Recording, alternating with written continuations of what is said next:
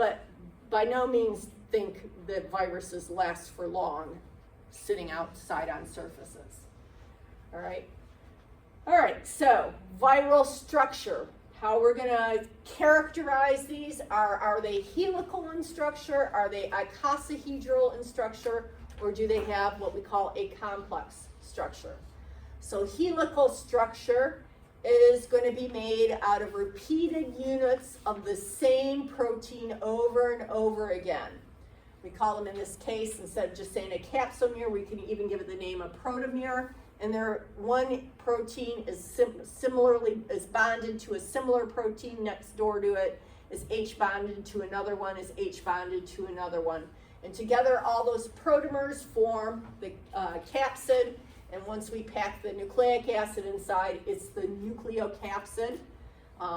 Again, this may or may not have an envelope on the outside, so we could say, are you a naked helical virus, or are you an enveloped one? Icosahedral ones, you'll see that unique sort of shape that we've looked at already. These are made out of the capsomeres, okay? These are going to be different polypeptides grouped together, bonded together again with H bonds. And they have that unique structure of 20 sort of what do you call them? Same-sided triangles. No,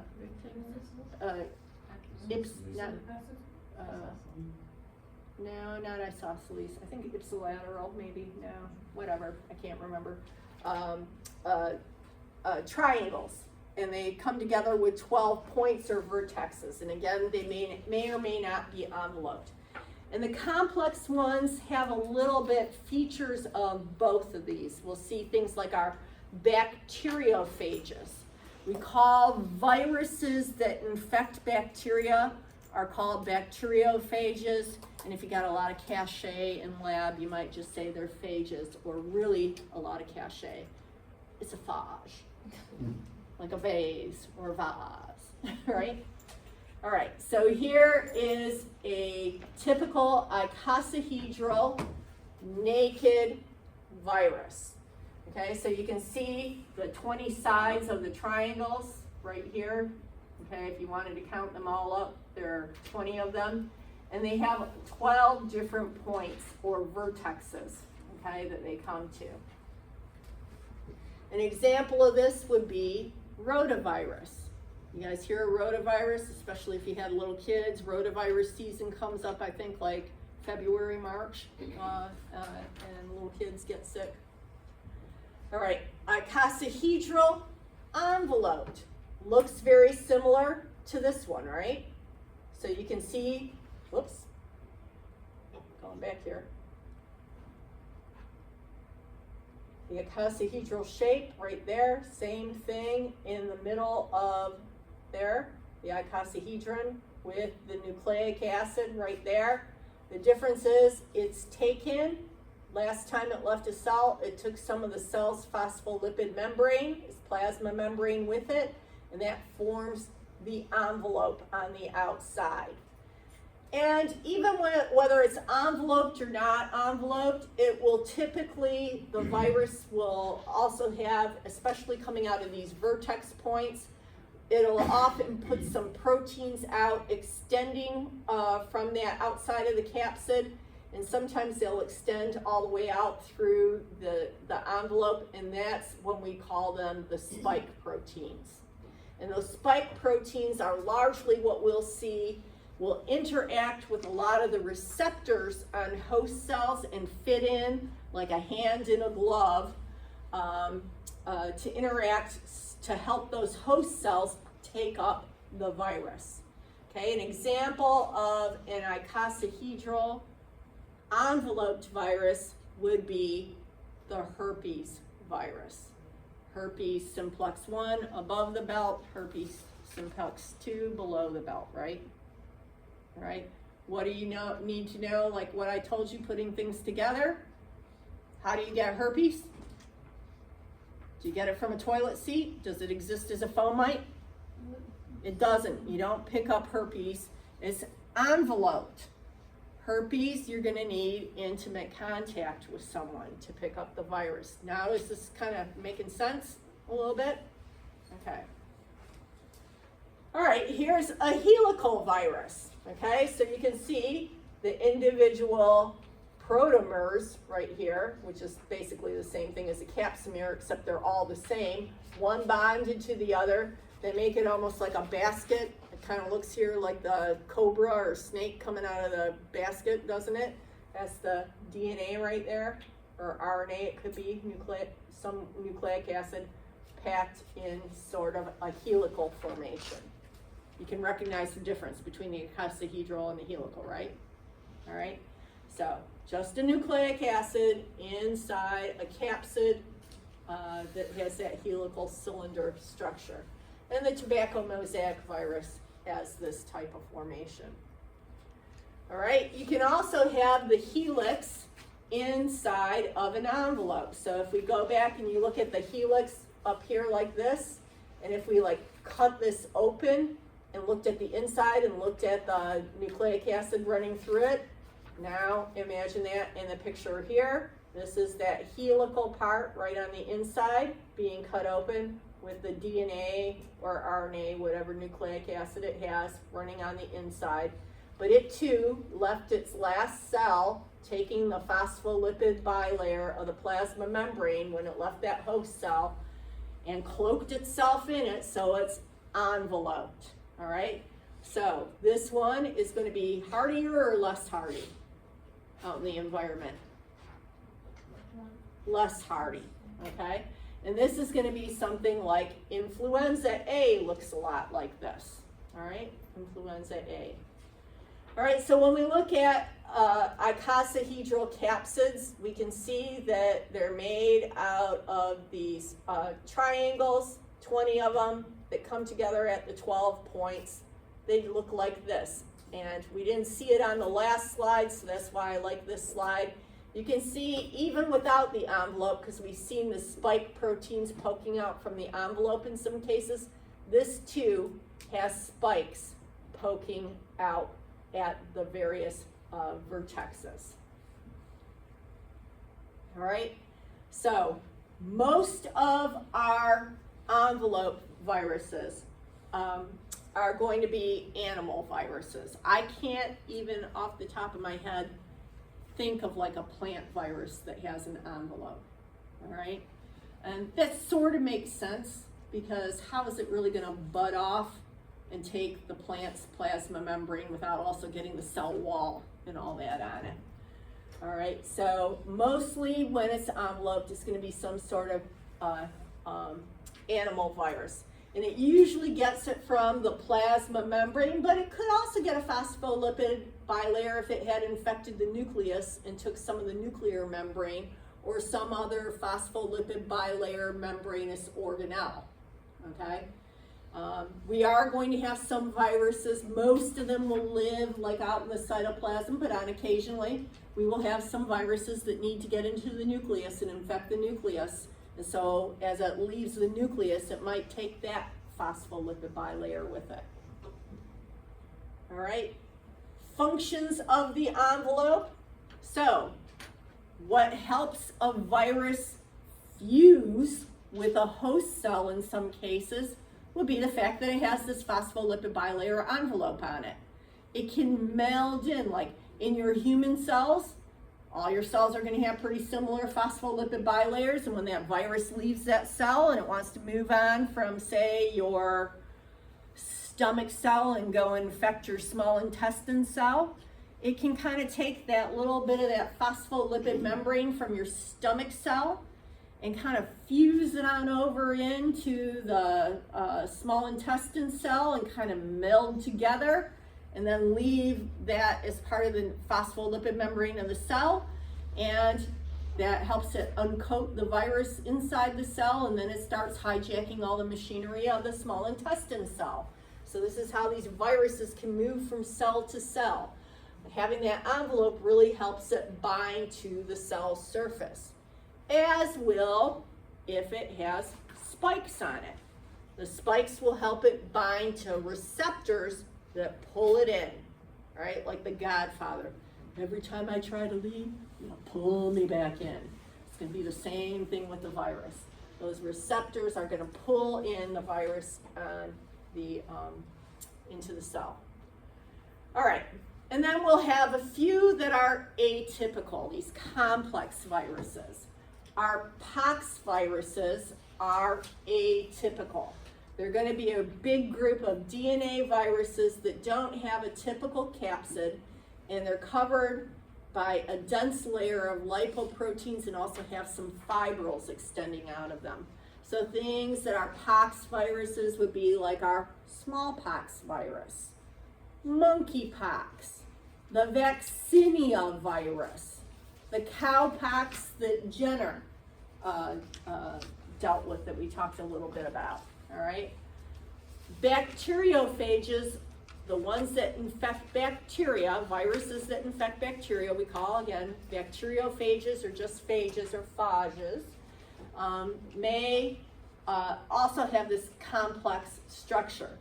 These are the ones that look like a spaceship, okay? And we say they have a little icosahedral part up here that holds on to the nucleic acid. And then they have this sheath area that is really like a helical type of structure. And then they have all these tail parts that help the help the virus stick to the surface and kind of land on it. To me, like I said, it always looks like a spaceship with some landing gear to help it land on the bacteria. And they may or may not contract here through the sheath, and they almost become like a little hypodermic needle when they want to like inject or puncture into that bacterial cell and inject their nucleic acid into the cell. These don't go inside the cell, they stay on the outer surface of the bacteria. All right, so here we see a bacteriophage that's infecting some sort of bacteria. It says here it's a prokaryotic cyanobacteria. This is a transmission electron micrograph.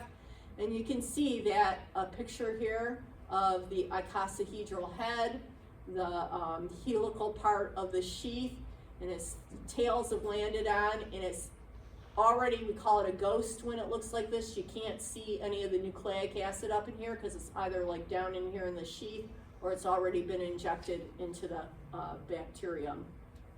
All right, as well, we'll see other parts of bacteria. They can get complexes in there. They can sometimes carry enzymes and all that. That's over here. We'll get more to that later. We've already talked about what a naked virus is, etc. So looking at this virus, how are you going to describe this virus? Does it look like it is helical on the inside or icosahedral? Helical, good. Does it have an envelope or not? Yes. Yeah, so all this out on the outside is enveloped, right? So it's helical and enveloped, so that would be D, good. All right, now as you progress to reading this, a lot of the terminology for learning about the viruses is going to be really confusing. And just know it's not you, it's confusing to everybody. It was confusing to all the newscasters for sure. We all pick up a lot of bad habits and get fast and loose with some of our terminology. So we're gonna try to learn what's the most accepted, but there isn't like a real great virus Bible that gives you all this terminology. But we're going to try to stick with some of the basic things. So always with the virus, everything's going to be about the genome. All right, it's all about the genome. We're going to elucidate a little bit. Many people use the term what's the virus versus the virion. Some people really split hairs and say the virion is the complete infectious particle, and might even say that it's really only the virion, it only becomes the virus as it's inside the cell and infected the cell. The virion is all the parts of the cell.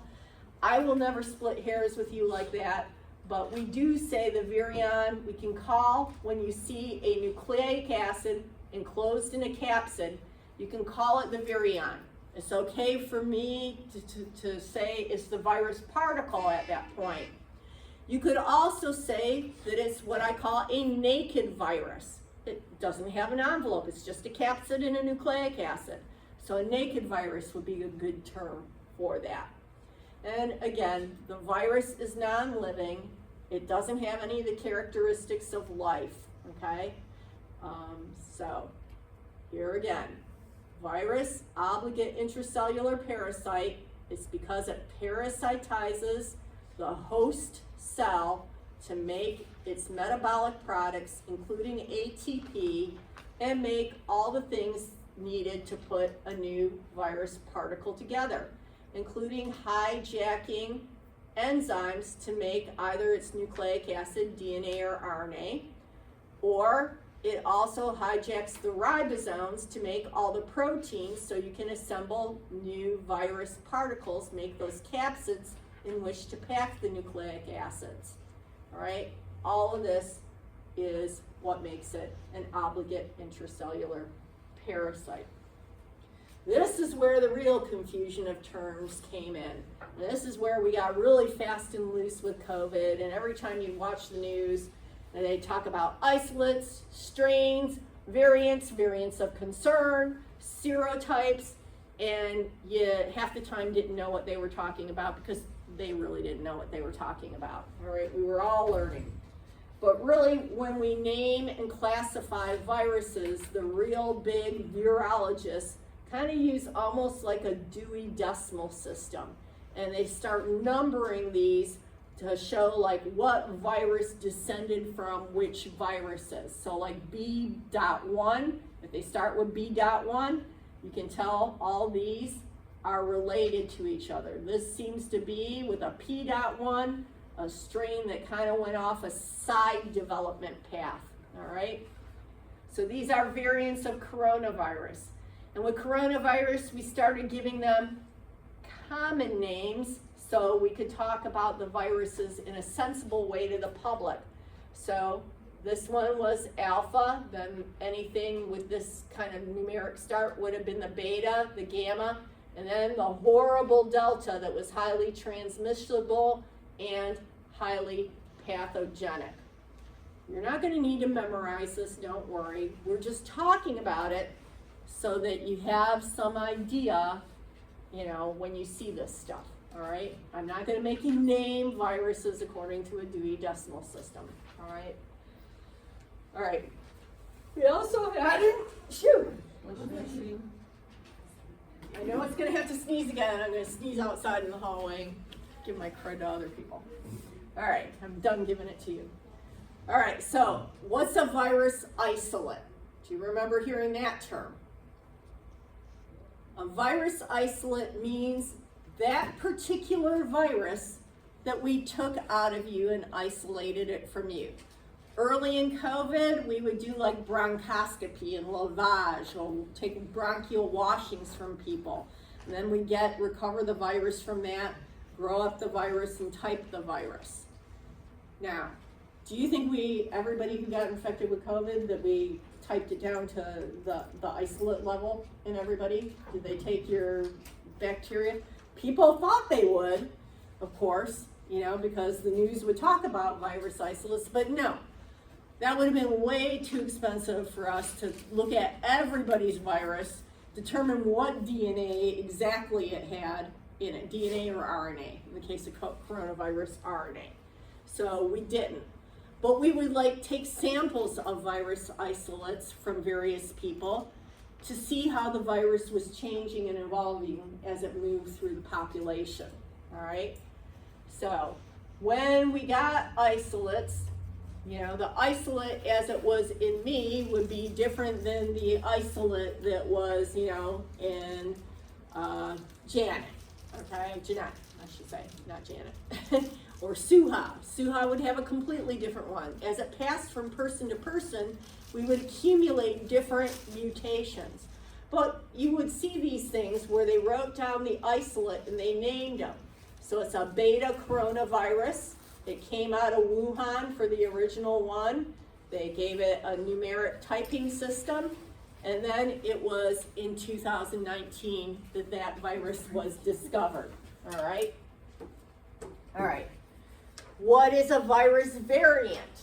A variant is when we got an isolate and then we type it and we find that its genome sequence is different from that of a reference virus.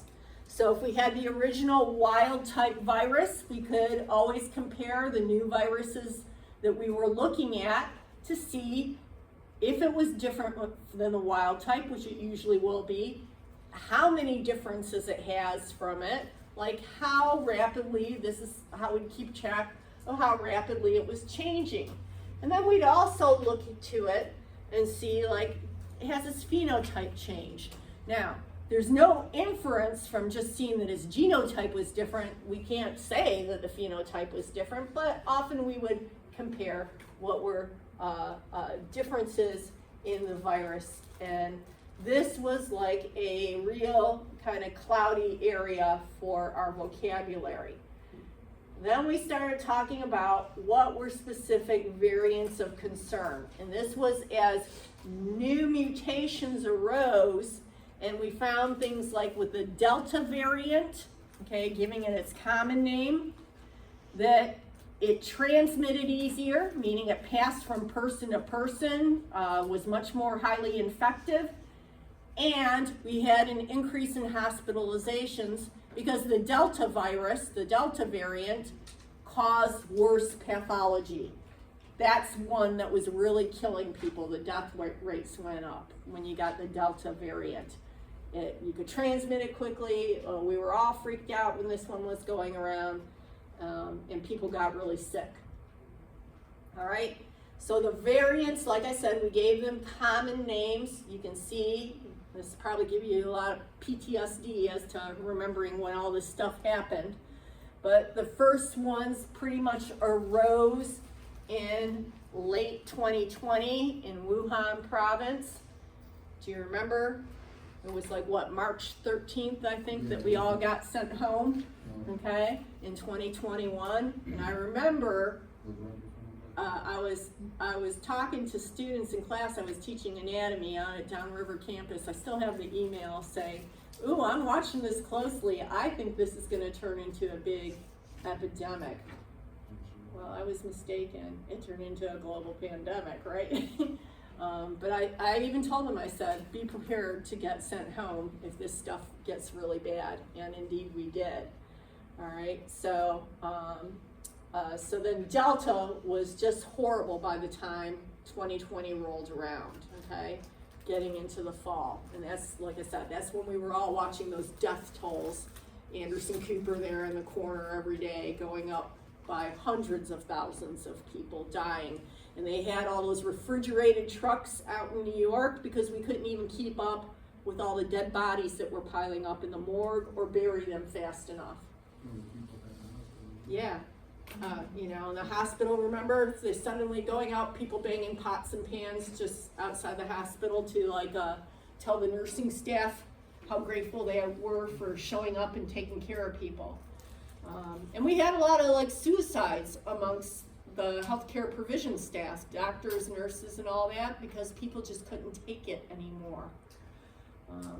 So a lot of our memories. Some of you guys will maybe be writing stories and putting your memories down for the younger generations years to come. You'll be telling your grandkids and that, just like people I heard about, you know, with the Spanish flu epidemic in 1918.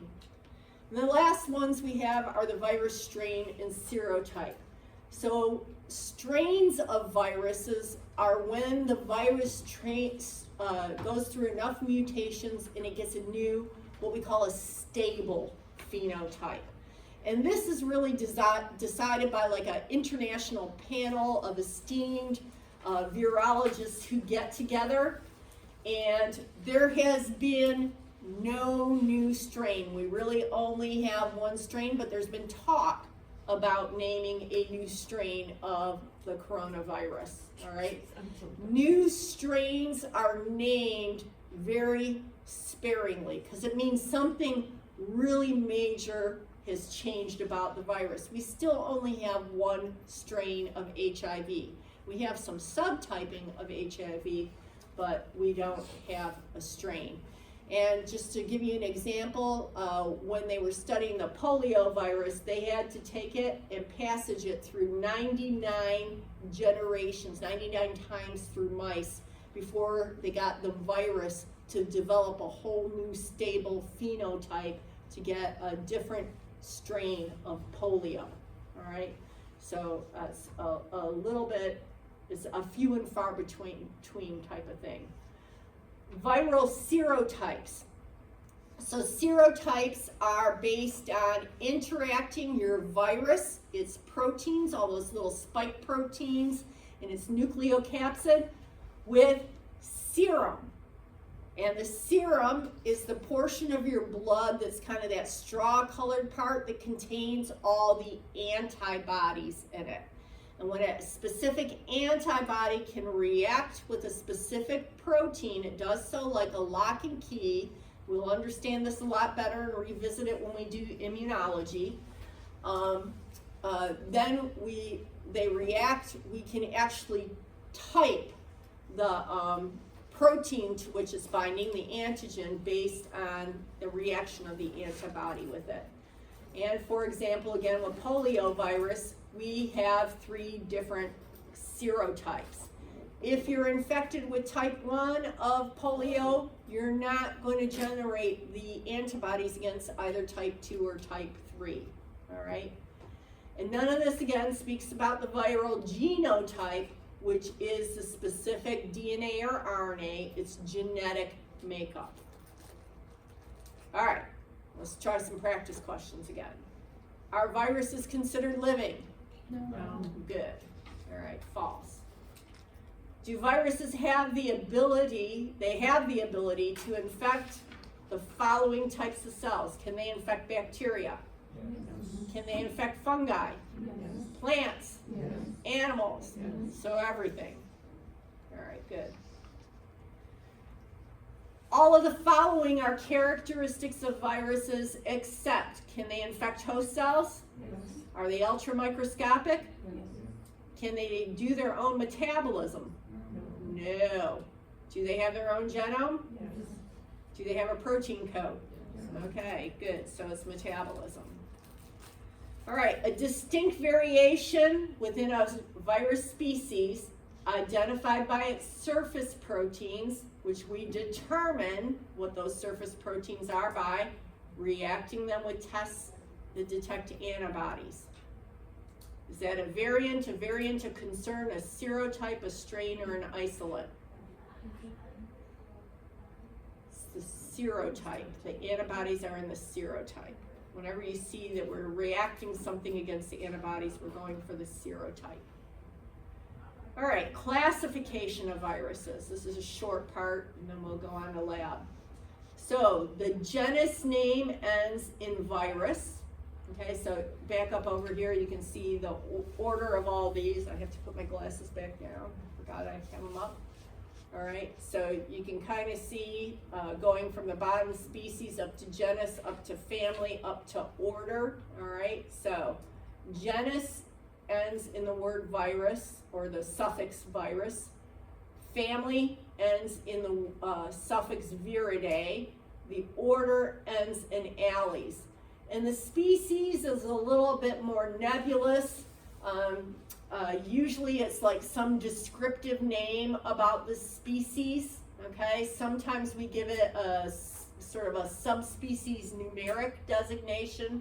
So let's look at one. We'll look at our lovely herpes virus. So the order it belongs to is herpes viralis, okay? And all of the herpes viruses in this order are going to be double-stranded DNA viruses that infect animal hosts. They're going to have icosahedral capsids, and they're all going to be enveloped. All right, so they're all lumped together. And then we start splitting them into individual families, of which we could take one that's called the herpes viridae family. And then we can take certain genuses out of that. Let's look at the simplex viruses. And then we could give them a species name like human herpes alpha virus, or subtype it as HHV1. All right? All right, And just like we had with Bergey's manual for classifying our bacteria, we largely classify our viruses using this International Union of Microbiological Societies Virology Division classification, the ICTV, and it puts them into 7 orders, 96 families, and 350 genera. Don't worry, you're not going to know all of these. More useful a little bit, I think, is the Baltimore classification, named after the biologist David Baltimore, not Baltimore, Maryland. And he puts them into 7 groups of viruses that have common genetics and biology. And then we kind of have the informal systems, which is what you're going to learn because it has more utility for medicine, as we'll look at it by its genome type. Is it a double-stranded DNA virus? Is it enveloped or not? Is it double-stranded DNA that's naked? Is it single-stranded DNA that's naked? Is it single-stranded DNA that's enveloped? All right, that's how we're going to focus on it. Now, this international classification you may have heard of before as the ICD-9. I don't know if any of you have ever worked in medical billing, but you see the ICD-9 codes. They're very important to all of us working in healthcare because this is how we get paid. The insurance companies are billed according to these codes. The Medicare and Medicaid are billed this way.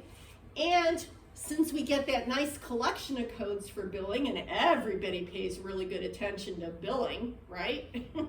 Because we all want to get paid, you know, it keeps the hospitals running, etc. We use these codes to be able to track epidemics. We can bill for the specific virus that you're infected with.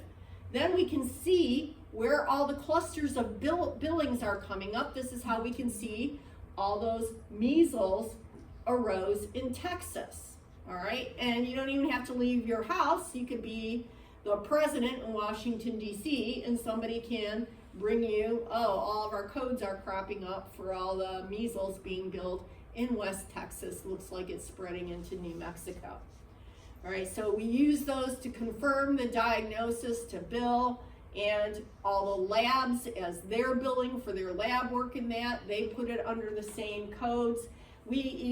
So epidemiologists track this, vital records keepers, this is how we keep track of what everybody in America is dying from. This is how we know that heart disease is our #1 killer and stroke is our #2. All right, so all these codes, they keep track of. And our final thing we'll discuss today really is the Spanish flu. Do you guys know much about the Spanish flu? It was our big pandemic before our last pandemic of coronavirus. Do you think it was worse? Better? It is far worse, we'll see, all right? So it happened in 1918, about the same time as World War I. World War I think, started in 1914, okay? And I think it ended in 1919, I'm not sure. Anyway, Spanish flu was really pretty bad at this time, as we'll see. All right, so why is it called the Spanish flu? Was it worse in Spain? Originate there? That's what everybody thinks, and that's logical. Oh, and by the way, PBS has a super great special on this, and I think you can watch it for free on YouTube. It's about an hour of your time if you're interested. And it has some great pictures from back then too, and it compares a lot of what happened differently, how Philadelphia did with the Spanish flu compared to Minnesota. So I highly recommend it. It was called the Spanish flu because Spain was neutral in World War I. So they published all of what was happening with the flu in their newspapers. Whereas in the United States, the Allies, compared to empirical, the Kaiser and that, they didn't, because that would be giving away intelligence, right? you know, knowing how the population's doing. So you didn't want to know that your military was sick or something like that. So nobody was reporting on it. It was caused by a typical influenza virus that we've all probably pretty much seen here, H1N1, all right? And we'll see H1N1 are kind of these little spiky proteins. H is what helps it get in the cell. N is actually an enzyme that helps the virus leave the cell. And you can have something like, I think it's like 16 types of the H, hemagglutinin it's called, and something like 9 types of the N. I have it on a slide coming up. But they shuffle around, so you can see like sometimes you got H1N1 circulating around, sometimes it's H1N5, sometimes it's H5N2, you know. So we have different protein structures on the outside of the influenza virus. And what happens is this H1N1 virus was something that hadn't been circulating in the population. There was no herd immunity. Nobody had had it. So everybody was susceptible to it. And boy, were they, because no one had any preformed antibodies to it at the time on the planet. All right? So it's thought to have really cropped up and originated around 1918. I think we had our first case on a military basis in like Kansas City, Missouri, around that time. I used to know the details of this a lot better. There's also a really good book on this, and I went to listen to the guy speak who wrote that book. Okay, World War I was from July 1914 to November 1918, so it didn't go into 1919. All right. Who did it kill? When you think of bad viruses like COVID, who did COVID take out? The weak. It took out the weak amongst us, which are the young and the old, right? No immune system. It either hasn't wound up or it's circling the drain, winding down. What was unique about and scary about the flu of 1918 is it took out you all. People in the prime of their life. It pretty much left alone the babies and the old people. Scary, right? Yeah. Okay. And this is, we think, due to a phenomenon called cytokine storm. Now, you've probably heard this word cytokine before. And when you see cytokine, chemokine, leukotriene, all these words, you're just like, oh God, my brain is shutting down the same way it does when I see a complicated math problem, right? They're just one of these words that the definitions never made sense. But cytokines, cyto just means cell, and the kine part at the end meaning some chemical communication molecule. So cytokines are just molecules that all your cells use in your body to communicate with each other, all right? We'll call them leukokines or leukotrienes specifically when it's like your white blood cells communicating with each other, all right? But cytokines a much more general term. And so cytokines we release en masse when we have overwhelming inflammation. And who is able to release a lot of cytokines? Who's gonna have an immune system that can produce a shit ton of cytokines? People in the prime of their life. People who have a really good functioning immune system, all right? So we call it cytokine storm. And so your body gets flooded with all of these chemicals that are inflammatory, and that's what these people died from. The massive inflammation of basically like almost like an autoimmune disease, like an overactive reaction to this flu, all right? To put it in perspective, and we'll put it in perspective with COVID, 500 million people, or 1/3 of the world's population at that time, which would have been 1.5 billion people, all right, became infected with the virus. Put that population in perspective now, we got about 330 million people in the United States, all right?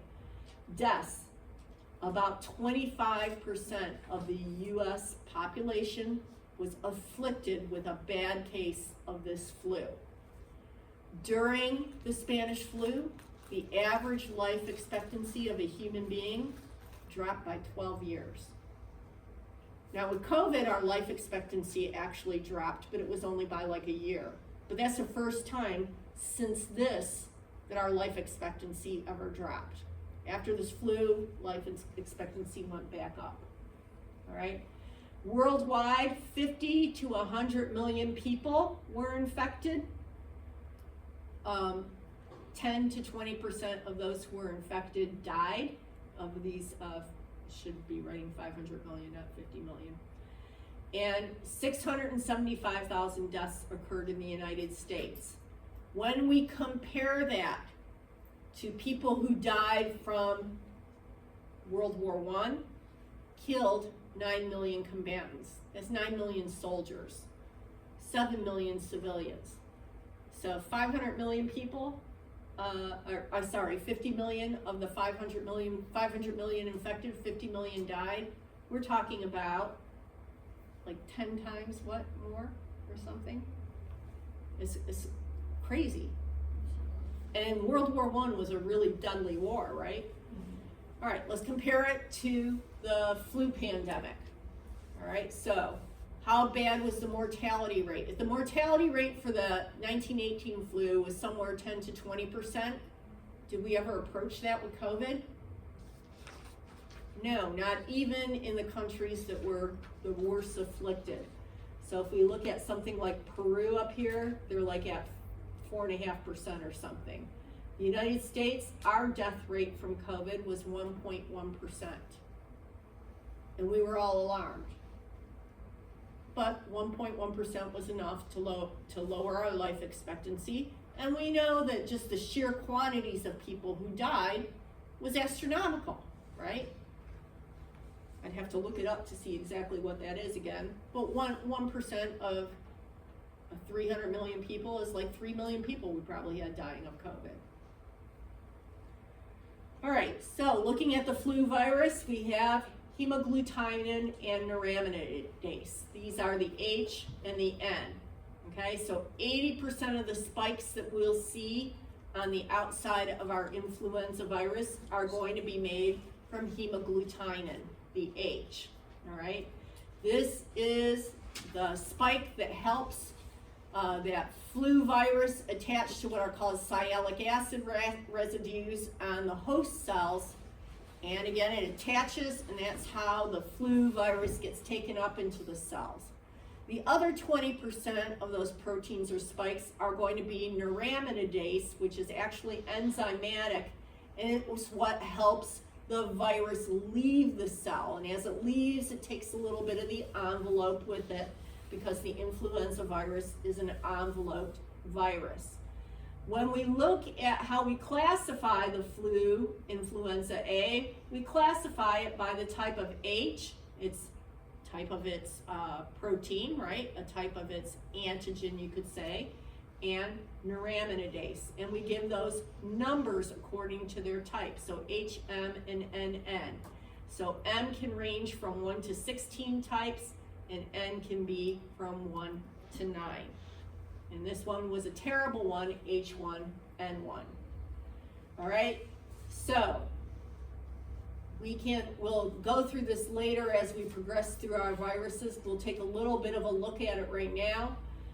Flu, why it becomes so bad and why we get a form of it where there's no herd immunity, that no one has any antibodies against that type of flu, is due to antigenic shift. And this is when you start seeing the epidemiologists now warning us about like bird flu and pig flu, that they think that some new type of strain is percolating and could make it back into the population. And they're scared for a reappearance of the type of devastation that we had with the Spanish flu. Right, so antigenic shift is the really bad one. This is what causes pandemics, all right? With the flu, like what we had with Spanish flu. This is where you get some real big major change. You get a whole completely new type of H or N or both, all right? And so it becomes very lethal. And it usually happens because the virus is circulating, like I said, through these animal populations. So we have our human population, and you see the human form of the virus all drawn in this nice light Carolina UNC blue color. UNC, Tar Heels, southern side of heaven, my alma mater. That ain't no Duke blue. Just want to point that out to you. All right, and then we see the version that's circulating over here in the bird population with its pink envelope, its red genome, and you see little red spiky proteins, Neuraminidase and H on it. And that bird interacts with the pigs, and the human beings are interacting with the pig population, and the pigs are out there rolling around in their dirt and their slop, and the geese and the ducks and the pigeons and everything are flying overhead, and they drop their poo, their guano right down into the slop of the pigs. And the farmers are coming out to the pigs and taking care of the pigs, and even farmers work even when they're sick with the flu, right? And so this pig gets kind of co-infected with the human virus and the bird virus, and they can intermingle, right? And so now you get some new form of a genome that's a mix of both types of these viruses. You got the envelope from the human right here, and it's got all these spikes inserted in it that it got from the bird. So you see how you end up with a completely different type of H and N. If this had been what was in circulation in the human population last year, and we decided, oh, okay, we're gonna make the same flu vaccine that we had last year against this, it's not gonna protect us against that, right? We're just always, every year with our flu vaccine, making the best guess based on what we saw in circulation. And our flu season runs typically from about October here to about February, March, right? Sometimes it extended a little bit longer last year. But when our flu season ends, where in the world is their flu season starting? Someplace like Australia or New Zealand. So what do we typically, when we're gonna make our next flu vaccine, we're usually looking at what's happening, what changes are taking place in Australia and New Zealand during their winter to see what's coming toward us, so we can make a new recipe for a vaccine perhaps. All right, cytokine storm, again, is all those cytokines never saw that new mix of virus like they had right back there, okay? Something completely different. H1N1 probably hadn't been in circulation maybe for a couple hundred years. Nobody had any immune system against it, and that's why it took people out. And those cytokines are those chemicals so that your white blood cells can talk to each other, cause inflammation. But if you get too hyper of an immune response, that is bad, okay? A really hyper immune response, you're gonna get all the symptoms of inflammation that we think of as terrible. A little bit of inflammation is a good thing. It helps us to take care of these viruses. But you had to have a good immune system. You had to have all this spillover. You end up with like a systemic type of sepsis with all that inflammation. Your blood pressure, crashing, all the things that we talked about like with endotoxin, okay? So sepsis from infective agents can happen in a variety of ways. It's not just endotoxin. You could get multi-system organ failure, and like I said, worse in the younger people at this point. All right, this is different from antigenic drift, which tends to cause epidemics. Now you can see this would be where in the human population we start out with a virus that looks like this, and to just keep it straight, you can see they're all still yellow, but they got a little bit of mutation or change, a little colored dot on here on these spike proteins to say, okay, this virus has passed through hundreds of thousands of people, and it's accumulated some mutations, but they're teeny tiny mutations. It's not a complete replacement of the whole H or the whole N with a different one. In some people, it's going to probably cause them to get the flu. In others, their immune system might protect them enough, depending on what version of the flu they had the last time or what version of the flu shot they got. They might be immune to it, they might not. So those are small changes. This is the complete replacement, usually passing through the pig and the bird populations. And then we'll pick up next time with isolation, cultivation, and identification.